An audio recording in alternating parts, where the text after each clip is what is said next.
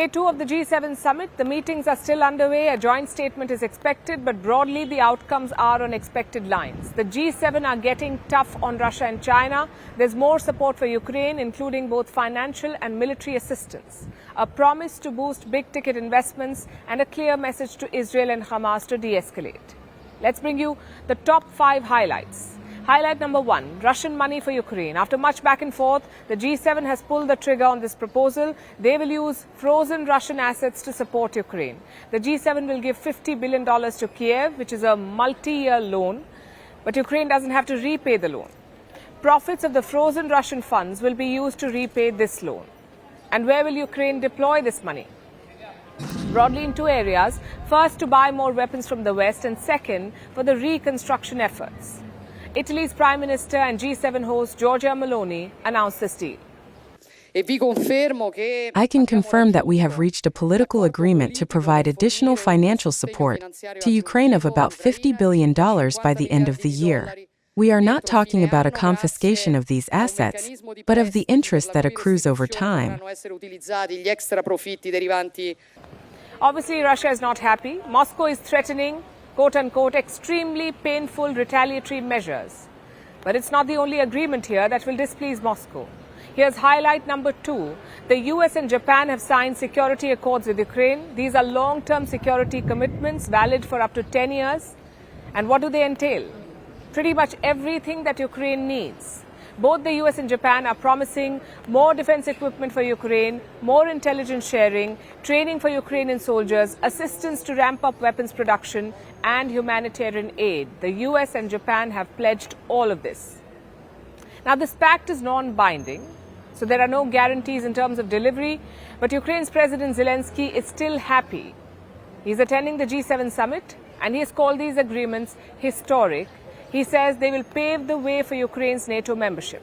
The issue of NATO is covered through the text of the agreement. It states that America supports Ukraine's future membership in NATO and recognizes that our security agreement is a bridge to Ukraine's membership in NATO.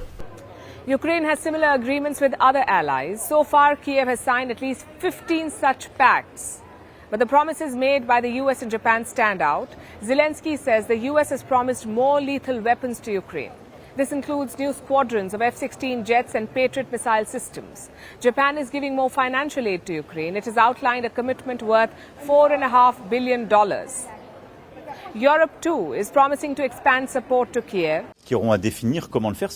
So that's a commitment that the G7 have made in a united way. So it will be shared by each member. And there will be a decision to be taken in Europe by the Americans, the Canadians, and the Japanese. It's a joint effort by the entirety of the members of G7. The G7 is also sharpening its attacks on Russia. That's highlight number 3. G7 leaders have made a pledge. They want to weaken Russia financially. And for this, they have identified 3 targets. First, Russian oil supplies. The G7 will strictly enforce a price cap on Russian oil. Second, future energy projects in Russia. The G7 wants to restrict the flow of funds towards these projects. And third, Russia's metal trade. The G7 plans to clamp down on it. It is a strong signal that we are sending to Ukraine that we will support Ukraine in its fight for freedom for as long as it takes. It is also a strong signal to Putin that Putin cannot outlast us. The goal is to restrict Russia's international trade and significantly reduce its revenues. And to achieve this goal, the G7 will slap more sanctions and double down on enforcement. Because so far these tools have been ineffective. Russia has managed to skirt most sanctions. It is also reducing dependence on the global financial system. The Moscow exchange has suspended trading in dollars and euros, and going forward, Russia has plans to target European assets.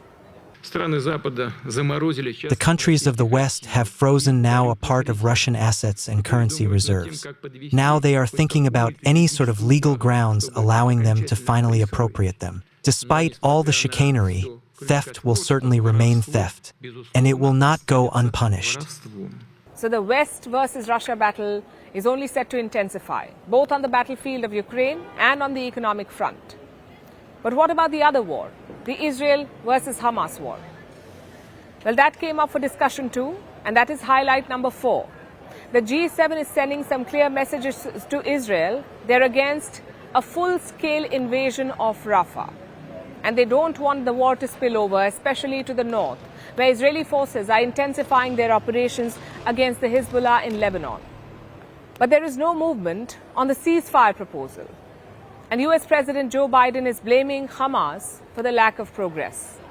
The biggest hang-up so far is Hamas refusing to sign on, even though they have submitted something similar.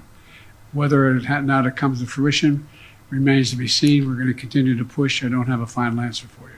So this conflict isn't ending anytime soon. The G7 leaders also discussed China at length, and that is highlight number 5 on our list. The G7 is planning curbs on Chinese exports, particularly its electric vehicles. Chinese cars are piling up on European ports. There is an oversupply from China, so the G7 wants to raise export barriers. It has also warned Beijing against supporting Russia's war. Zelensky, too, issued a warning to Chinese President Xi Jinping. I had phone conversation with the leader of China by phone. He said that he will not sell any weapon to Russia. That is the first. We'll see with you. We'll see. But he said to me, if he is a respectable person, he will not, because he gave me the word. The G7 is challenging China on another front too. They will challenge China's Belt and Road with their own counter-initiative. It is called Partnership for Global Infrastructure and Investment. Now, this is something that was announced in 2022 by the Group of 7. The plan is to mobilize some $600 billion. Where will this money go? It will be used to fund development projects around the world after a sluggish start. The G7 seems to be making some progress on this front. Some new initiatives have been announced at this year's summit. Collectively, they're worth $30 billion. This money will fund a wide range of projects the world over. They will cover areas like infrastructure, digital infrastructure, cybersecurity, and climate change. And who is footing the bill for these projects? Mostly the private sector. All told, I'm proud to announce the United States has mobilized more than $60 billion in investments around the world thus far. That's double where we were last year. Now we've still got a long way to go to close the infrastructure gap that holds too many countries back. The G7 is still far away from its target of $600 billion, but at least this is a start. So overall, the G7 leaders have covered a lot of ground, but for those who had hoped for solutions to pressing global problems, the summit may disappoint. Fan of Italy's famous cuisine? Well, we are serving it with a side of diplomacy. As the G7 leaders gather in southern Italy, Vantage is taking you to the heart of the action. What's the agenda? Who is invited? And how is Italy preparing for it? Catch the special edition of Vantage throughout this week, only on Firstpost.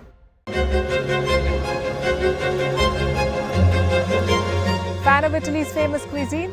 Well, we are serving it with a side of diplomacy. As G7 leaders gather in southern Italy, Vantage is taking you to the heart of the action. What's the agenda? Who is invited? And how is Italy preparing for it? Catch the special edition of Vantage throughout this week, only on Firstpost.